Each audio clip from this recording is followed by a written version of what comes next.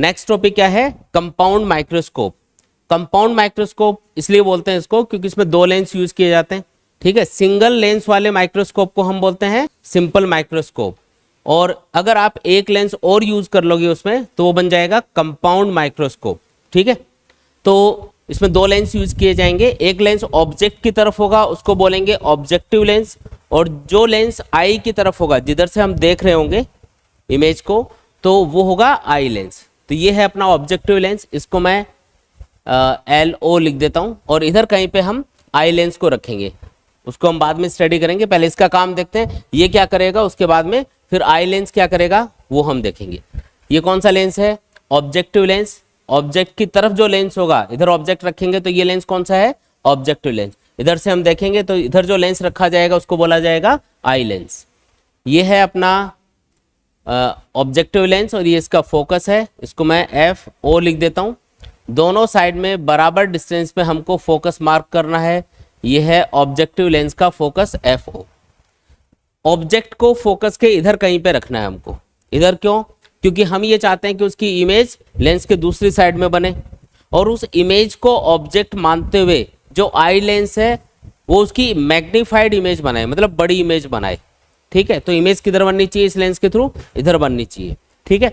तो अगर आपको ऑब्जेक्टिव लेंस के इधर इमेज बनानी है तो ऑब्जेक्ट को फोकस के आगे कहीं रखना पड़ेगा। इधर मान लो यहाँ पे रख दिया हमने, ये है ऑब्जेक्ट, फोकस के इधर रखना है। ये है ऑब्जेक्ट AB, ठीक है। इसकी इमेज कहाँ बनेगी पहले वो लोकेट कर लेते हैं, उसकी लोकेशन फाइंड कर लेते हैं। देखो सबसे पहले एक लाइट रे प्रिंसिपल एक्सिस के पैरेलल लेंस के ऊपर इंसिडेंट करो, कहाँ से पास होगी, ये फोकस से पास हो जाएगी, ठीक है। दूसरी लाइट रे हम ऑप्टिकल सेंटर से पास करवाएंगे, और जो भी लाइट रे ऑप्टिकल सेंटर से पास होती है वो बिना मुड़े सीधी चली जाती है। तो ये दोनों लाइट रे देखो आगे जाके कहीं पे यहाँ पे एक दूसरे को काटेंगे, तो ये जहाँ पे एक दूसरे को काट रही है वहाँ पे बनेगी इमेज A', और इसको अगर मैं परपेंडिकुलर ड्रॉ करके मिला दूंगा प्रिंसिपल एक्सिस के साथ तो ये आ जाएगा B'। तो इमेज कौन है यहाँ पे, A', B'। ये ऑब्जेक्ट है, ये इसकी इमेज है। अब इसको ऑब्जेक्ट मानते हुए आई लेंस वापस से इमेज बनाएगा। अब यहाँ पे कंडीशन ये रखनी है अपन को कि जो आई लेंस है उसके सामने जब इधर से देखा जाए तो उसके सामने इधर 25 सेंटीमीटर डिस्टेंस पे यानी कि D डिस्टेंस पे फाइनल इमेज बने, ताकि आपको क्लियर दिखाई दे। तो इसके लिए हम जो लेंस है उसको इस तरीके से एडजस्ट करेंगे कि उसका जो फोकस है वो इस इमेज के इधर आ जाए। डायग्राम बना के बताता हूँ। जो आई लेंस है उसको इस तरीके से यहाँ पे एडजस्ट करना है। ये आई लेंस है जो कि साइज में बड़ा होगा। ये भी ध्यान रखना है कि जो कंपाउंड माइक्रोस्कोप है उसके अंदर ऑब्जेक्टिव लेंस छोटा होता है, आई लेंस बड़ा होता है। इसका रीजन हम बाद में देखेंगे, लास्ट में देखते हैं। अभी हम इसकी कैलकुलेशन कर लेते हैं। तो ये कौन सा लेंस है, आई लेंस है, LE लिख देता हूँ इसको, और दोनों साइड में बराबर डिस्टेंस पे फोकस भी मार्क कर दो। इस लेंस के इधर मान लो यहाँ पे इसका फोकस है FE, तो इतना ही डिस्टेंस पे आपको इधर भी जो फोकस है उसको मार्क करना है। ये हो गया इसका फोकस, ये इसका ऑप्टिकल सेंटर है, O2 बोल देते हैं। ये ऑब्जेक्टिव लेंस का फोकस है, इसको हम O1 बोल देते हैं, ठीक है जी। अब ये जो आई लेंस है इसका फोकस किधर है, यहाँ पे है, ठीक है। और ये जो इमेज बन रही है जो कि पहले लेंस ने बनाई है, ऑब्जेक्टिव लेंस ने, ये इमेज आई लेंस के लिए किसकी तरह काम करेगी, एक ऑब्जेक्ट की तरह। तो एक तरह से ये मान सकते हो कि ये जो आई लेंस है इसके लिए ऑब्जेक्ट कहाँ पे रखा हुआ है, फोकस और ऑप्टिकल सेंटर के बीच में कहीं पे रखा हुआ है। इसी को ऑब्जेक्ट मानना है ना आपको। आई लेंस के लिए ऑब्जेक्ट कौन, A', B'। ये कहाँ पे रखा हुआ है, फोकस और ऑप्टिकल सेंटर के बीच में कहीं पे, ठीक है। तो इसकी फाइनल इमेज कहाँ बनेगी वो फाइंड करके देखते हैं। तो फाइनल इमेज के लिए क्या करना है, अब देखो सबसे पहले एक लाइट रे A' से प्रिंसिपल एक्सिस के पैरेलल इसके ऊपर इंसिडेंट करेंगे। ये वाली लाइट रे प्रिंसिपल एक्सिस के पैरेलल हमने लेंस के ऊपर इंसिडेंट की है। कहाँ से पास हो गई ये, तो रिफ्लेक्शन के बाद में फोकस से पास होगी इस तरीके से। दूसरी लाइट रे हम ऑप्टिकल सेंटर के ऊपर इंसिडेंट करेंगे। जो भी लाइट रे आप ऑप्टिकल सेंटर के ऊपर इंसिडेंट करोगे वो बिना मुड़े सीधी चली जाएगी। अब आप खुद देख के बताओ, ये दोनों लाइट रे आगे कहीं पे मिल सकती हैं क्या, आगे कहीं नहीं मिलेंगी। अगर आप इनको आगे इस तरीके से बढ़ाओगे तो ये दोनों डाइवर्ज होती जा रही है, और डाइवर्ज होने वाली लाइट रे आगे कहीं नहीं मिलेंगी। तो क्या करना पड़ेगा, इनको बैकट्रेस करके देखेंगे। इनको पीछे बढ़ाओ, तो ये वाली जो लाइट रे है इसको पीछे बढ़ाया, इस वाली लाइट रे को भी पीछे बढ़ाया, हमने देखा ये दोनों एक दूसरे को यहाँ पे कहीं पे काट रहे, तो जहाँ पे ये एक दूसरे को इंटरसेक्ट करेंगी है ना, वहाँ पे आपको फाइनल इमेज मिलेगी। तो ये है अपनी फाइनल इमेज, क्या नाम देंगे इसको, ए डबल डैश और ये पॉइंट अपना बी डबल डैश। ठीक है, फोकस के इधर भी आ सकती है इमेज, इधर भी आ सकती है, वो तो पॉइंट है। तो ये पॉइंट कौन है, बी डबल डैश, और ये पॉइंट कौन है, ए डबल डैश। ये क्या है, यहाँ पे फाइनल इमेज बन रही है, ये आया समझ में। तो जो फाइनल इमेज है वो है A double dash B double dash. Clear है बात एकदम। तो अब इसका मैग्निफिकेशन फाइंड करके देखते हैं कि जो इमेज है वो कितनी मैग्निफाइड आपको दिखाई दे रही है। Magnification of the compound microscope, मतलब माइक्रोस्कोप का मैग्निफिकेशन फाइंड करेंगे। कौन सा मैग्निफिकेशन फाइंड करना है, एंगुलर मैग्निफिकेशन। एंगुलर मैग्निफिकेशन का फॉर्मूला होता है angle made by the image divided by angle made by the object.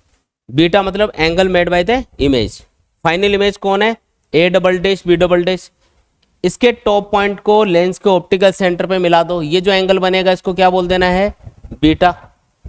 और ऑब्जेक्ट को कौन सी लाइन पे शिफ्ट करना होता है हमको, जब भी हम माइक्रोस्कोप पढ़ते हैं तो उसमें ऑब्जेक्ट को उसी लाइन पे शिफ्टेड माना जाता है जहां पे इमेज बन रही होती है। ये इमेज बन रही है, अच्छा ये कितनी दूरी पे बनाई जा रही है ये भी आपको पता होना चाहिए।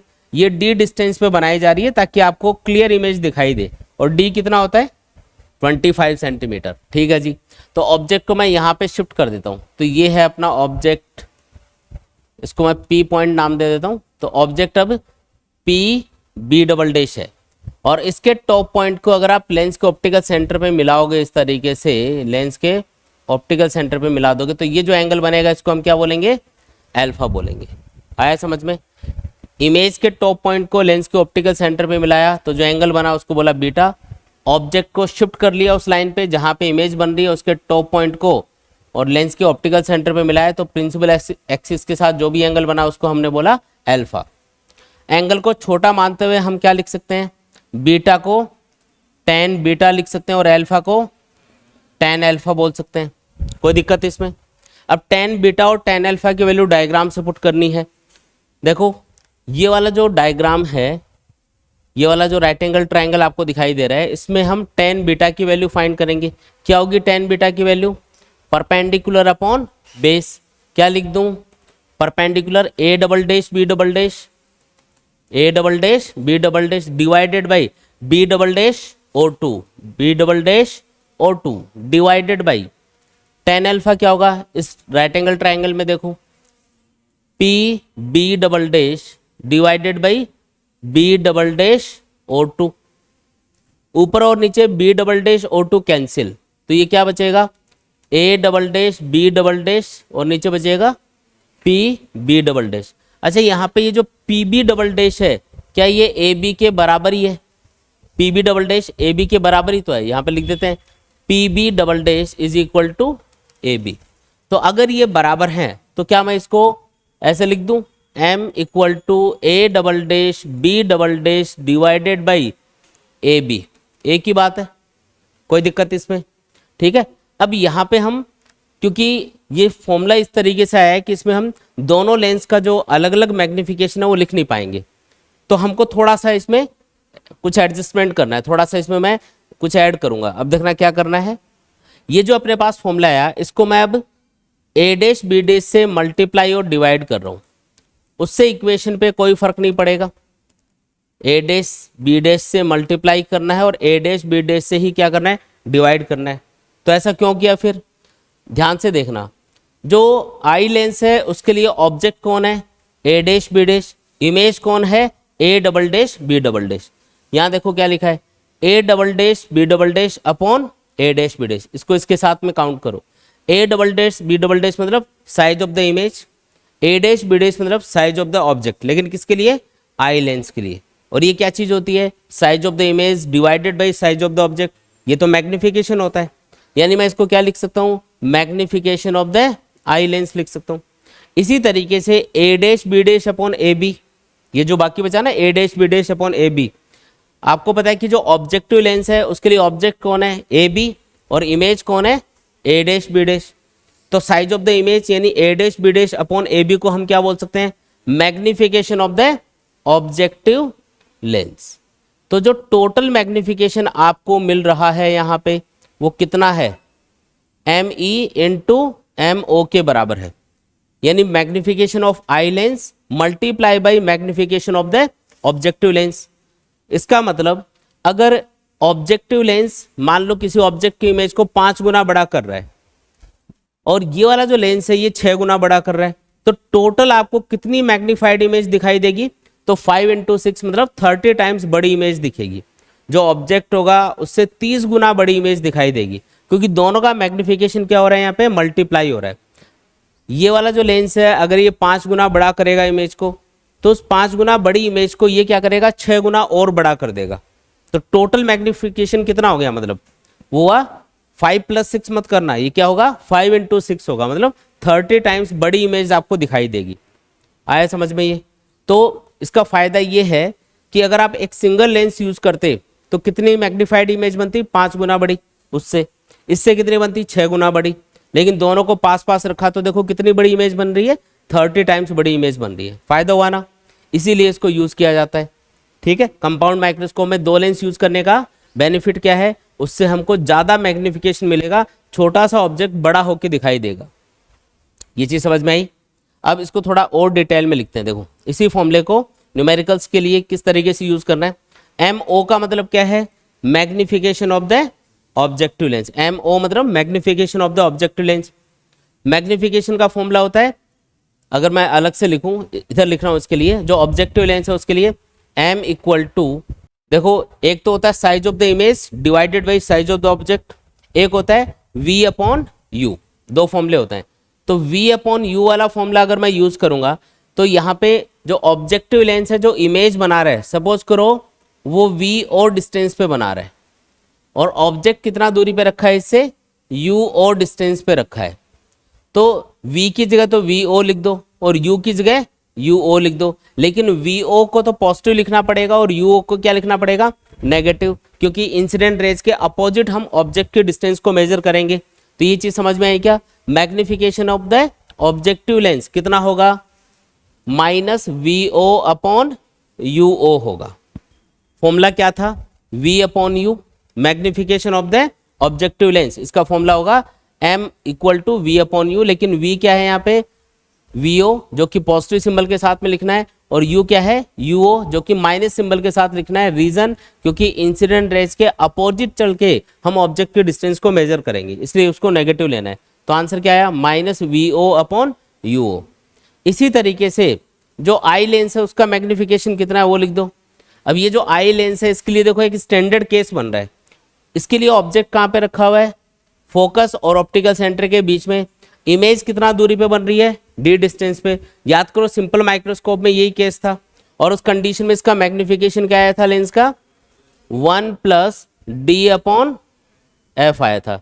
अब मैं ये फॉर्मूला किसके लिए लगा रहा हूँ, आई लेंस के लिए, तो f की जगह मैं fe लिख देता हूँ, ताकि मुझे ध्यान रहे कि यहाँ पे फोकल लेंथ कौन से लेंस की लेनी है, आई लेंस की लेनी है।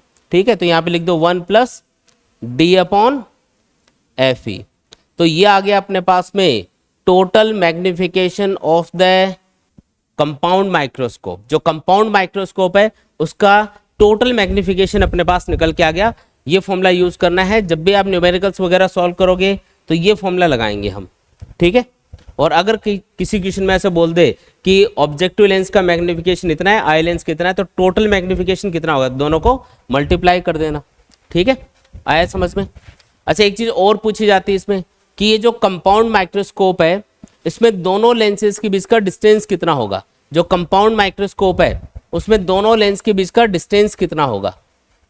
देखो यहां से लेके यहां तक की जो डिस्टेंस है वो कितनी है, यहां से लेके ये जो इमेज बनी ना ऑब्जेक्टिव लेंस की, ये कितनी है, vo के बराबर है।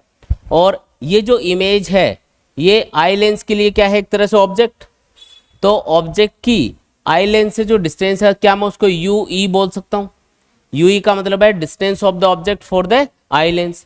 तो ये डिस्टेंस क्या है, vo, ये डिस्टेंस क्या है, ue।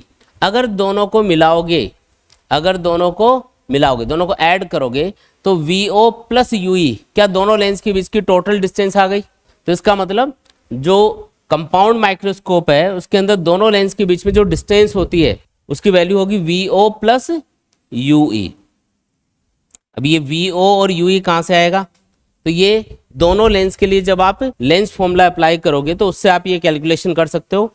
UE तो क्या है भाई, आई लेंस के लिए ऑब्जेक्टिव डिस्टेंस। हमको ये तो बताइए कि इस लेंस की फोकल लेंथ कितनी है और इससे कितना दूरी पे इमेज बना रहे हो, तो आप UE फाइंड कर सकते हो लेंस फॉर्मूला अप्लाई करके। और जो ऑब्जेक्टिव लेंस है उसके लिए नॉर्मली जो UE है वो गिवन होता है, कितना डिस्टेंस पे ऑब्जेक्ट रखा गया है उसके सामने, और उसकी फोकल लेंथ भी पता होती है, तो उसके लिए VO हम फाइंड कर सकते हैं। तो VO और UE ये दोनों वैल्यू पुट करके हम length of the microscope tube, जिसके दोनों सिरों पे लेंस लगे हुए हैं, मतलब दोनों लेंस के बीच का डिस्टेंस हम इजीली फाइंड कर सकते हैं। ये वाला फॉर्मूला यूज करना है। Length of the microscope tube पूछे या फिर दोनों लेंस के बीच का डिस्टेंस पूछे, एक ही बात है। माइक्रोस्कोप ट्यूब होती है ना, एक ट्यूब होती है ऐसे, उसके एक सिरे पे ऑब्जेक्टिव लेंस लगा होता है, दूसरे सिरे पे आई लेंस, तो दोनों के बीच का डिस्टेंस कितना है, तो वो उस माइक्रोस्कोप ट्यूब की लेंथ के बराबर होगा, तो वो होता है VO प्लस UE के बराबर। देख लो शुरू से लेकर लास्ट तक देखो, किसी भी स्टेप में कोई भी कंफ्यूजन कोई डाउट है तो पूछो। इंपॉर्टेंट है, डबल स्टार लगा लो इस पे, वेरी वेरी इंपॉर्टेंट, एग्जाम में आता है। टेलीस्कोप और माइक्रोस्कोप में से एक क्वेश्चन पक्का आएगा। कई बार अप्रॉक्सीमेट आंसर अगर फाइंड करना हो ना तो इसी फॉर्मूले को थोड़ा सा मॉडिफाई करके भी लिख सकते हो, लेकिन वो अप्रॉक्सीमेट आंसर के लिए होता है। जैसे कई बार length of the microscope tube given होती है, तो उस कंडीशन में जो VO है, अगर आप ऑब्जेक्ट को, ये जो ऑब्जेक्ट है अगर इसको फोकस के एकदम पास में रखोगे ना, तो ये जो इमेज बन रही है इस लेंस के एकदम पास आ जाएगी। तो ये जो VO है ये लगभग length of the microscope tube के बराबर हो जाएगा, और जो ऑब्जेक्टिव डिस्टेंस है वो लगभग focal length of the objective lens के बराबर हो जाएगी। तो उस कंडीशन में VO को तो L लिख देते हैं और UO को हम क्या लिखेंगे, focal length of the objective lens के बराबर लिखेंगे, यानी FO लिखेंगे। तो वो अप्रॉक्सीमेट आंसर के लिए है, वो नहीं लगाना। आपको कौन सा लगाना है, ऊपर जो लिखा है ना दोनों फॉर्मूले, ये दोनों देखो, ये दोनों लिखे हैं, यही लगाने हैं। वो जस्ट अप्रॉक्सीमेट आंसर के लिए है कि अगर लगभग आपको मैग्निफिकेशन फाइंड करना हो तो ये लगा देना। एग्जैक्ट आंसर लाने के लिए नहीं है, वो अप्रॉक्सीमेट आंसर के लिए होता है। कई बार लेंथ ऑफ द ट्यूब दे देता है तो उस कंडीशन में वो लगा के सॉल्व कर सकते हो, ठीक है। अब इसमें एक इंपॉर्टेंट चीज पूछी जाती है, एग्जाम में भी पूछते हैं ये, कि ये जो कंपाउंड माइक्रोस्कोप है इसके अंदर ऑब्जेक्टिव लेंस छोटा लेते हैं और आई लेंस बड़ा लेते हैं, इसका रीजन क्या है। मेनली इसके लिए पूछा जाता है कि ये छोटा क्यों लिया है, ये तो बड़ा लिया है ताकि आराम से इसमें से देख पाओ, वो तो ठीक है, ये बहुत छोटा होता है, इतना सा होता है ये, तो ये इतना छोटा क्यों लेते हैं अपन। तो इसका रीजन होता है फील्ड ऑफ व्यू इंक्रीज करने के लिए। फील्ड ऑफ व्यू इंक्रीज करना मतलब जिस ऑब्जेक्ट को आप देख रहे हो, जिस ऑब्जेक्ट को आप देख रहे हो माइक्रोस्कोप से, उसका वो मैग्नीफाई होके तो दिखेगा आपको, बड़ा होके तो दिखेगा, लेकिन क्या वो पूरा का पूरा दिख रहा है कि नहीं दिख रहा है। अगर वो पूरा दिख रहा है तो इसका मतलब उसका फील्ड ऑफ व्यू ज्यादा है, और अगर वो सिर्फ आधा ही दिख रहा है या 1/4 ही दिख रहा है तो इसका मतलब उसका फील्ड ऑफ व्यू कम है। जैसे मान लो कि एक छोटा सा कोई कीड़ा मकोड़ा है और उसको आपको माइक्रोस्कोप से मैग्नीफाई करके देखना है, तो आप ये भी चाहते हो कि वो बड़ा दिखाई दे और पूरा भी दिखना चाहिए। ऐसा नहीं हो कि वो इतना बड़ा हो जाए कि उसका सिर ही दिख रहा है या उसकी एक टांग ही दिख रही है, आपको पूरा दिखना चाहिए। तो पूरा कब दिखेगा, जब फील्ड ऑफ व्यू ज्यादा होगा। तो वो इंक्रीज करने के लिए जो ऑब्जेक्टिव लेंस है वो हमेशा छोटा रखा जाएगा। ये जितना छोटा होता है ना फील्ड ऑफ व्यू उतना ही बढ़ जाता है। चलो आगे फिर। अच्छा एक क्वेश्चन आ गया, a compound microscope uses an objective lens of focal length 4 centimetre and eyepiece lens of focal length 10 centimetre. An object is placed 6 centimetre from the objective lens. Calculate the magnifying power of the compound microscope. Also calculate the length of the microscope. देखो बिल्कुल आसान question है। सबसे पहले तो magnification बताना है। Magnification का फॉर्मूला क्या होता है, -VO/UO इंटू 1+D/FE। एक चीज का ध्यान रखना है कि माइक्रोस्कोप या टेलीस्कोप से रिलेटेड जितने भी मैग्निफिकेशन के फॉर्मूले होते हैं उनमें सिंबल के साथ वैल्यू पुट नहीं करनी है। क्यों, क्योंकि ऑलरेडी हम पुट कर चुके होते हैं। याद करो ये जो माइनस का सिंबल है इसलिए आता है क्योंकि UO को हमने नेगेटिव पुट किया था, तो ऑलरेडी हम सिंबल के साथ में वैल्यू पुट कर चुके हैं, इसलिए दोबारा अब साइन कन्वेंशन यूज नहीं करना है, सीधी वैल्यूज पुट करनी है, सॉल्व करना है। अब आपको क्या क्या दे रखा है पहले वो लिख लेता हूं मैं। देखो सबसे पहले आपको दे रखा है कंपाउंड माइक्रोस्कोप और उसके ऑब्जेक्टिव लेंस की फोकल लेंथ दे रखी है 4 सेंटीमीटर। जो आई पीस है उसकी, यानी आई पीस मतलब आई लेंस, उसकी फोकल लेंथ दे रखी है 10 सेंटीमीटर। एफ ई दे रखा है 10 सेंटीमीटर। ठीक है जी। ऑब्जेक्ट 6 सेंटीमीटर डिस्टेंस पे रखा हुआ है, यानी यू ओ कितना दे दिया 6 सेंटीमीटर। और बस इतना ही दिया है। बाकी डी हमको पता ही होता है, डी कितना होता है 25 सेंटीमीटर, ये हमको पता है ना। ये नॉर्मल या हेल्दी पर्सन के लिए डी कितना होता है 25 सेंटीमीटर होता है। ठीक है जी। अब देखो यहाँ पे एफ ई हमको दे रखा है, बहुत अच्छी बात है। डी हमको पता ही है, यू ओ भी दे रखा है, लेकिन वी ओ नहीं दे रखा। तो वी ओ कैलकुलेट कर लो। कैसे? ऑब्जेक्टिव लेंस के लिए मैं लेंस फॉर्मूला अप्लाई कर रहा हूँ। 1/FO equal to 1/VO minus 1/UO। क्या फाइंड करना है हमको? VO फाइंड करना है। तो 1/VO फाइंड करेंगे पहले, तो ये इधर ले जाओ, तो ये होगा 1/FO plus 1/UO। Value put करो, तो 1/VO इक्वल टू 1/FO कितना है जी 4। ठीक है। अगर कॉन्वेक्स लेंस है तो फोकल लेंथ पॉजिटिव भी होती है, तो +4 लिखेंगे। UO की वैल्यू क्या पुट करनी है आपको -6, क्योंकि ऑब्जेक्ट हमेशा लेंस के इधर रखा जाता है, तो इसको -6 मैं यहाँ पे भी लिख देता हूँ, तो ये माइनस आएगा बीच में, यानी -6। सॉल्व करोगे 1/VO आएगा सॉल्व करने पे। अगर आप LCM लोगे तो 12 आप LCM ले सकते हो, तो 3 - 2 यानी कि 1/12। तो ये आएगा अपने पास में। VO की वैल्यू कितनी आ गई 12 सेंटीमीटर आ गई। आया समझ में? 12 सेंटीमीटर। अब इसमें वैल्यू पुट करो, M equal to minus VO कितना 12, UO कितना 6। देखो ये वाला जो नेगेटिव सिंबल है ना, ये यहाँ पे मत पुट करना, क्योंकि यहाँ पे ऑलरेडी लगा दिया था इसलिए ये नेगेटिव आया था, तो इसलिए दोबारा नहीं लगेगा। यहाँ पे सिर्फ 6 पुट करना है, इनटू 1 प्लस D 25 और FE कितना है 10। ये आपको सॉल्व करना है। कितना आएगा? ये माइनस का 2 इंटू ये आएगा 35/10, यानी कि 7/2, यानी कि 7 आ गया। ये तो माइनस का 7। माइनस सिंबल ये बता रहा है कि जो इमेज है वो उल्टा बनेगी। एक चीज याद रखो, माइक्रोस्कोप से जब भी हम किसी चीज को देखते हैं, तो अगर आप उसको ऐसे रखोगे ना, तो वो ऐसे दिखेगा, उल्टा दिखता है, इमेज उल्टा बनेगी उसमें। ठीक है, याद करो डायग्राम। देखो पीछे बता भी देता हूँ। जो इमेज बनी है, ऑब्जेक्ट ऐसे ऊपर रखा है, इमेज देखो फाइनल इमेज नीचे बनी है, तो इमेज क्या बनती है इन्वर्टेड बनती है, ऑब्जेक्ट के रेस्पेक्ट में उल्टा बनेगी। ठीक है। माइनस का मतलब क्या है इमेज इज इन्वर्टेड, और 7 का मतलब क्या है image is 7 times bigger than the object. इतना काम हो गया। एक और चीज इसने पूछी है, calculate the length of the microscope. तो माइक्रोस्कोप की जो लेंथ होती है उसका फॉर्मूला होता है VO प्लस UE। अब VO तो हमने कैलकुलेट कर लिया, अभी कितना है 12 सेंटीमीटर। UE और कैलकुलेट करना पड़ेगा। तो आई लेंस के लिए हमको पता है कि जो आई लेंस होता है माइक्रोस्कोप में, उससे D डिस्टेंस पे यानी कि 25 सेंटीमीटर डिस्टेंस पे इमेज बनाते हैं। तो आई लेंस के लिए फोकल लेंथ तो हमको गिवन ही है, इमेज की डिस्टेंस भी हमको पता है कितनी 25। तो क्या हम ऑब्जेक्ट की डिस्टेंस फाइंड कर सकते हैं? बिल्कुल इजीली फाइंड कर सकते हैं। तो मैं आई लेंस के लिए लगा रहा हूँ फॉर्मूला 1/UE, सीधा ही लिख देता हूँ थोड़ा रीअरेंज करके। 1/UE इक्वल टू ये लिखेंगे 1/VE माइनस 1/FE।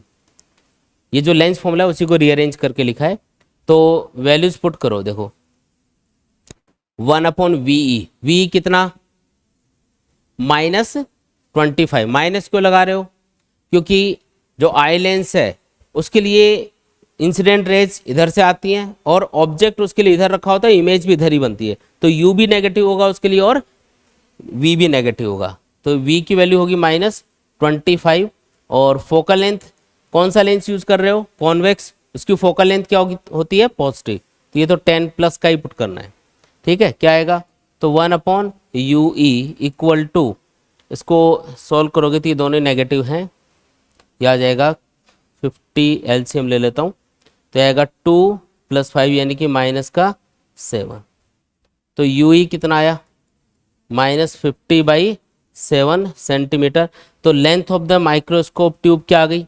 तो VO कितना था 12 सेंटीमीटर, उसमें क्या ऐड करना है, नहीं माइनस नहीं लगाना है। माइनस तो इसलिए आ रहा है क्योंकि आई लेंस के लिए इधर इमेज बन रही है, ऑब्जेक्ट भी इधर ही रखा है, इसलिए वो दोनों नेगेटिव आएंगे। बाकी आपको तो जब डिस्टेंस फाइंड करनी हो दोनों लेंस के बीच की, तो VO और UE इन दोनों की वैल्यू पॉजिटिव सिंबल के साथ ही ऐड करनी है। कितना आएगा? 134 डिवाइडेड बाई 7 सेंटीमीटर। ये अपना फाइनल आंसर।